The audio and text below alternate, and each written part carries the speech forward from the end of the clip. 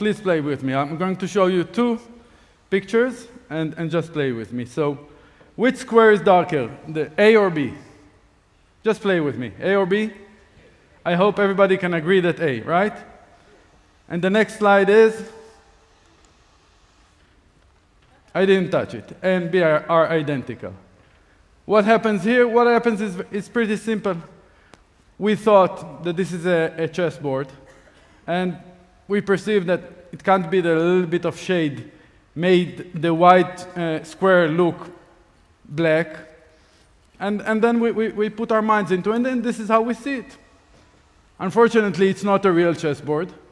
It's an optical illusion. The colors are grayish and not black and white, and they're the same color. So we perceived reality through a kind of an assumption, and then we reflected on it. So I'll go back to that in a minute. A bit about us and myself. So we are a non-profit organization founded by Mr. Reid Hoffman, who is the founder of LinkedIn, played a major role in Airbnb and PayPal, even in ChatGPT. He's a Silicon Valley icon.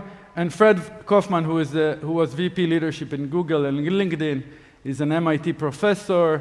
And myself, I come from a business background. I studied law many years ago, and mainly for today's talk, I'm practicing 23 years every morning for at least an hour mindfulness.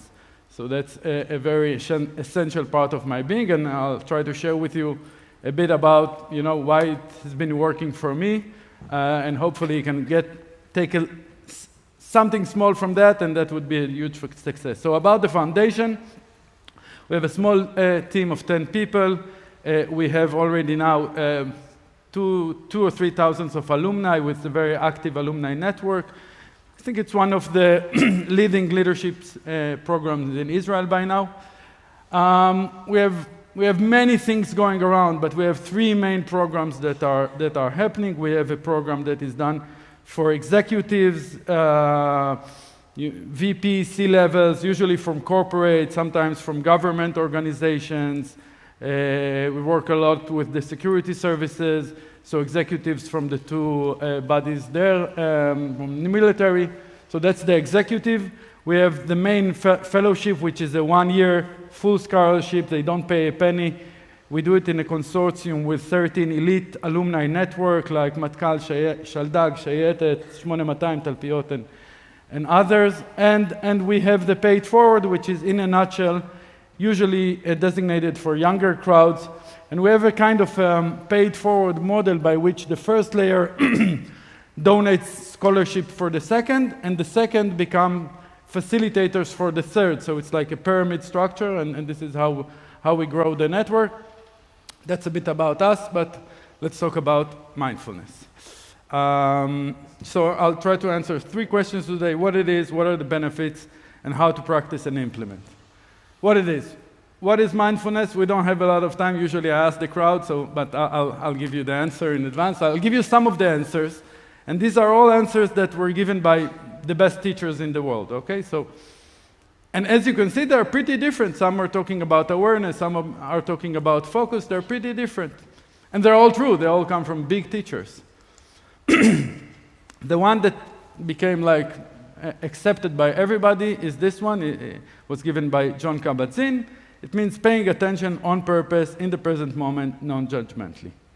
So there's a triangle. There's 3 parts. I'll start with an awareness.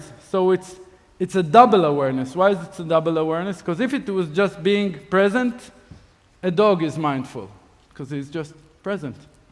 But he didn't choose to be present. He doesn't have at least to our best knowledge, I was never a dog, but he doesn't have the ability to say, no, I'll be present now, I won't think about the future nor about the past, and I'll observe myself. At least to what I know, he doesn't have it, maybe he does, but let's assume he doesn't. So it's a double awareness. It's a layer that decides to be here and reflects on itself. So it's a double awareness, meta-awareness if you like. And then it's always happening here and now. It can't be tomorrow. I can't be mindful tomorrow. I can only be present with you now. And there is an approach. The frame is non-judgmentally. I don't like it so much because we always judge. So I would say either delayed judgment or just non-reactive, I would say. That this is something that I'm more aligned with. So it's a non-reactive. It's just looking at things as they are before we develop a reaction, a judgment, a thought, just plain as it is. So that's the definition. I'll give you a short story, which is my definition of mindfulness. I left this meeting room 12 years ago. 3 years of negotiations with a Chinese company we sold technology to. Very long, crazy negotiation. I go into with the trolley, we sign the agreement standing, and we go into the taxi to the airport. 5 minutes into the taxi, I get a phone call. So 2 options. My wife is with a 1-month-old at home, or the Chinese. Who is calling? The Chinese. So the Chinese is calling. What is he saying? Come back or no deal, basically, he says. 5 minutes after a 3 years negotiation was signed. So I was then practicing already 10 years of a daily practice. I can tell you what happened at the same moment. I was raging. I was furious as hell. I literally felt the cartoons when they become red in the face. I felt the blood. Really, 3 years, we just 5 minutes into the deal, you're already canceling it. There was something that he forgot.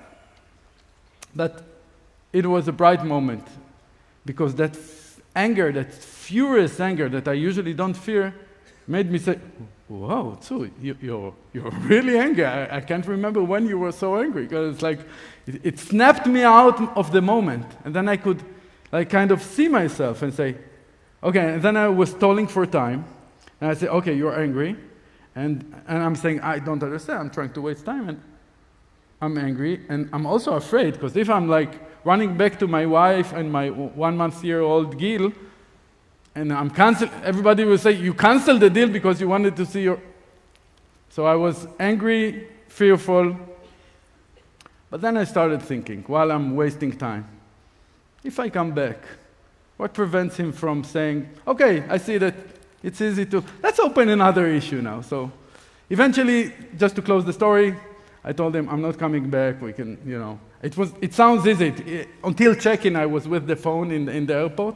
Eventually, the deal was done, but it was a moment that showed me what mindfulness is also, which is, I'm not gonna speak anything that relates to being a doctor here, but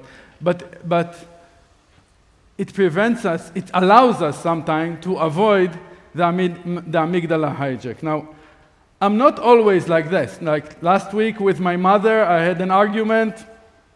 I was hijacked, okay? So this is the flight, fight, freeze response. So mindfulness allows us sometimes, if we practice the muscle, to avoid this reactiveness. Or as Frankl says, between stimulus and response, there is a space, and there lies our freedom, right? To choose our response. And it also connects, again, I'm not going to say anything medical here. You guys read the slide, because I'm going to embarrass myself. I'm not a doctor. So there is also a correlation between mindfulness and the amygdala and less responsiveness. So that's that. Before I continue, can anyone tell me the taste of a banana? Nice, beautiful. So that's a good example why it's pretty hard to explain mindfulness. So we're trying to explain something, an internal experience, through words. It's almost impossible. I mean, how can you explain the taste of banana to somebody who never tasted it? So you guys and girls need to try it at home. I'll give you a way to try it. Because really, you got to taste it. I mean, you can't... I'll try, but eventually I'll give you a method, and you just need to try and see it for yourself. What will happen when you will try to meditate is like this, is you'll try to sustain an attention on the breath or on whatever. After a few seconds, you'll have a wandering. After a few seconds more, you'll say, "Hey, I was supposed to notice my breath or something, or this point or whatever. I forgot. I was in my to-do list. I want to go back. So that's the training cycle. This is how it looks. And today, God bless, we have a lot of neuroscience, and we have it in the crowd as well. And there are tons of research now. Every year there are really a couple of thousands of research that are presented on neurological effects on meditation and mindfulness. This is Professor Richie Davison, who is kind of leading this issue. We have fMRIs. And what we know today is how it looks internally. We start in the prefrontal cortex when we are focused, and then everything lights up, and then the insula, if I'm not wrong, you can feel free to correct me, tells us, hey, you lost your mind, and we go back. And this is the two muscles that we are working on. We are working on the prefrontal, on being more focused. That's super effective, I think we can all agree. And we're working on the muscle of reflecting, of noticing ourselves, of noticing what's happening internally. So super practical, and these are, I mean, I'm not going to go too much into it. You can ask ChatGPT, what are the benefits of mindfulness? You'll get numerous researches, but it starts really from well-being and stress relief. And today, for me, it's even too much in a way. It's like, you have anything, go and get mindfulness. I mean, but if I go back, by the way, I forgot to say, Jon Kabat-Zinn, he said, his study, he's an MD, his study is about mindfulness-based stress reduction. It's a protocol that went to chronic patients that had pain, started doing an 8 weeks short program, and developed decrease in their pain. Now, you know your doctor, so they have a chronic pain. Nothing changed. Only what changed? Their mind, the thoughts and feelings about the pain. So that's about the benefits. And for me, the proof is in the pudding. I'm less into research, I'm more into tachlis, what's happening. And what I see is that all the corporates in the world develop a certain kind of a mindfulness practice. SAP has a VP for mindfulness practice. For me, it's even too much, but they have a VP for mindfulness practice. And so they see a result, they see an ROI. So for me, that's the best research, because you're seeing the fruits in the field, and for them, if they're doing it, they must get something out of it, right? They're not doing it, they're not like us, non-profit. So that's it. How to practice and implement. So before we go to how, we need to say why.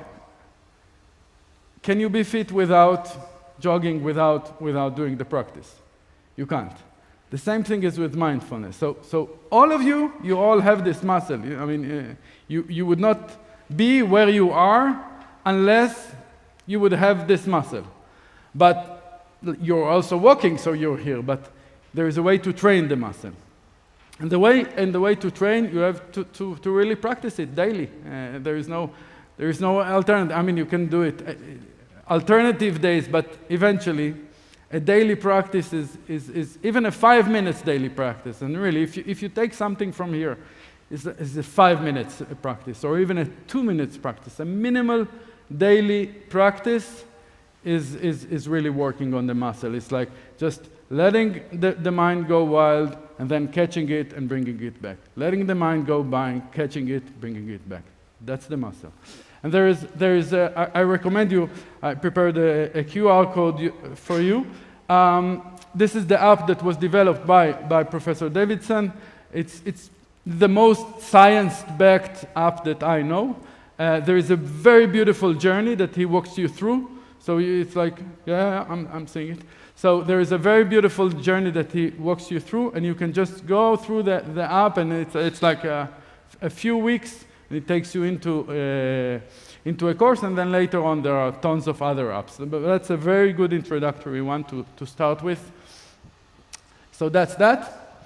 And the second one is this is what we call the formal practice. And then there is the informal practice, which is, I call it divide and conquer, hafred umshol. So like in the army, and I come from a military background, so to win the war, you need to divide and conquer. Divide and conquer means divide your thoughts, feelings. And the way to do it is just whenever you can remember during the day, just do a quick scan, not even closed eyes. What's happening physically? What's on my mind? What am I thinking on? What's disturbing me? What's happening in the heart? I mean, what emotions? Am I stressed? Am I angry? Am I still pissed off from the last meet? Just a check-in. Noticing what's happening inside, diffuse, divide and conquer, and all that in order to see the picture better, to see the colors in the right color and not through the lens of our thoughts and feelings. So that's it. Feel free to send me any ping. תודה רבה.